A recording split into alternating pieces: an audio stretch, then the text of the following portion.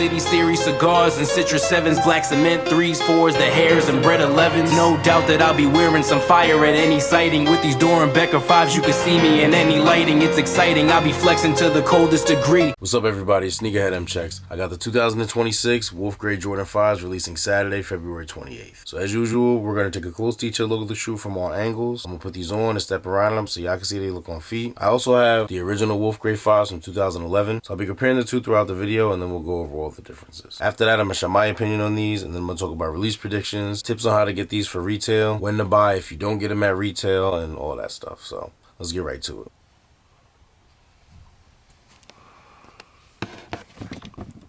Nice suede or a nubuck with the wrinkly texture. Usually I'm complaining about wrinkles on 5s, but when it's purposeful like this and consistent throughout the shoe, it looks good. Light gray laces. Lace locks are white with a gray Jumpman, and the clear part says Nike. 3M tongue.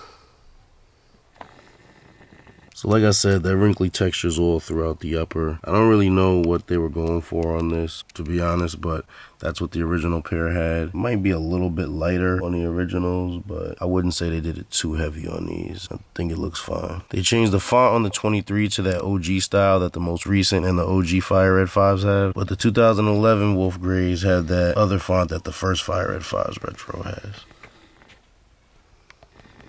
So the shape and structure on these is how it's been on all Jordan 5s lately. Tokyos, Fire Reds, Grapes, Awakes. So these are a little bit taller than the 2011 pair. Right here they look even taller because they're on a higher surface, but even if I put them next to each other on the same surface, these are two different sizes, so these are supposed to be a little bit bigger, but even if they were the same size, these just come up a little bit higher. We'll see it again when we look at them from the back. But yeah, shape, height, and cuts are a little different on the new pair. Nothing out of the ordinary, just that 2026 Jordan 5 structure versus the 2011 Jordan 5 structure. Jumpman on the back. Although a Nike Air would have looked nice back here, to be honest, I'm glad they kept it consistent with the originals and went with the Jumpman. But just see what I'm talking about with the height. Like I said, even though these are two different sizes, you can see these just have more space right here. All white interior, gray strip on the tongue. Insoles are white and have a dark gray Jumpman. Same type of time these were on, just with a lighter Jumpman. Translucent outsoles with the blue tint. Jumpman up here. Definitely a more refreshed look than the really yellowed soles I have on this 2011 pair, but everything's the same. They're just, you know, blue instead of yellow. Light gray box. Jumpman on the lid, Nike Air on the side, splatter pattern on this bottom part. Inside is white with white paper and this little divider thing. And here's the box label. Air Jordan 5 Retro in light graphite, white, and wolf gray. And don't be thrown off by the sides. This is not my personal pair. Here's a quick all-around view of the shoe.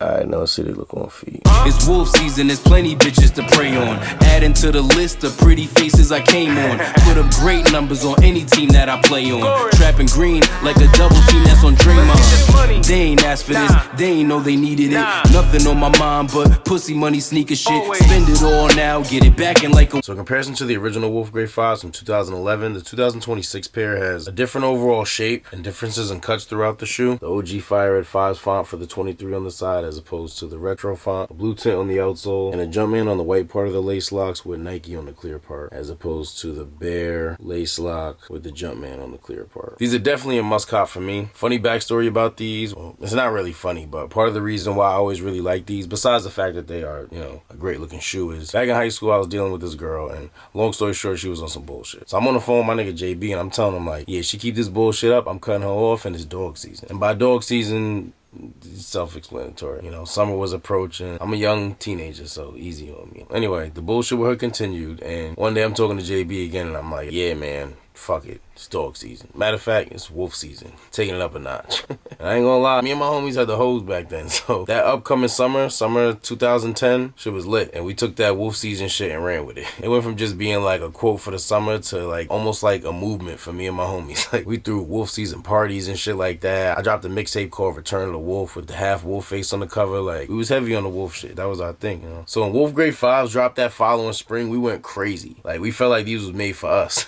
So me and JB both need these for sure. I don't know if he has his original still. I'd assume he doesn't, considering he said he needs 15 pairs. But even though I probably want to hold on to the originals for the nostalgia, I definitely need the new pair, because obviously these won't be wearable forever. People's out here fighting over them and shit. This is out in Los Angeles, if you haven't seen this video already. They dropped a few pairs of Jordans early at Foot Locker out there for NBA All-Star Weekend, and a bunch of sources say that this is the crowd for the Wolf Grey 5s. Like, since when do people like Wolf Grey 5s as much? Because I don't remember any of this last time, or anything like that. I don't even remember if the originals sold out, like, right away.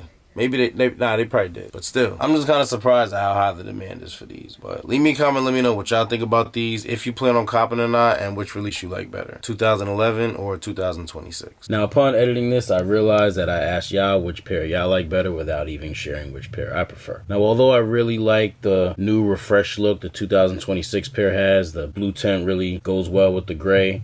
Overall, I gotta go with the 2011 pair. Even with the nostalgia and stuff aside, I just like the shape and the way the shoes cut a little better. I know they're all like minor details, but something about like the bigger netting area and just the way that the originals are cut in different parts just looks better to me. And for a second, I thought I preferred the OG style font for the 23 on these, but the more that I look at them next to each other, I think I actually like the retro style font for the 23 on these. I know I said, if you watch my Fire Red 5s review, I said the opposite. I like the OG style font on those. Could be because of the colors, don't really know, but the more I look at these, I think I like the font that the 2011 pair has better for these. But yeah, I like both pairs a lot. For those of you who plan on getting these, keep in mind Jordan 5s run a little bit big, so you may be okay going a half size down from what you wear in most other Jordans. I know this pair that I use for this video is a 10.5, but don't let that throw you off. This is not my personal pair. Although I usually wear a 9.5 in most Jordans, as y'all know if y'all watch me regularly, when I get Jordan 5s, I usually go for a size 9. If I decide to double up, I'll get a 9.5 then for the second pair, but I'm probably just gonna get one pair of these. Now, these will be tough to get on release day, so be prepared. You've seen how shit went on All-Star Weekend, and even though the demand probably won't be quite as crazy by the 28th, it'll still be heavy. So you're gonna be competing with resellers, bots, and all that on release day. I mean, these won't be impossible to get, because remember, it's still a general release, but it's gonna be tough. If you aren't successful with any raffles, make sure you are ready the morning of release for the first come, first serve drops. I think lines are gonna be long. We may see more fighting.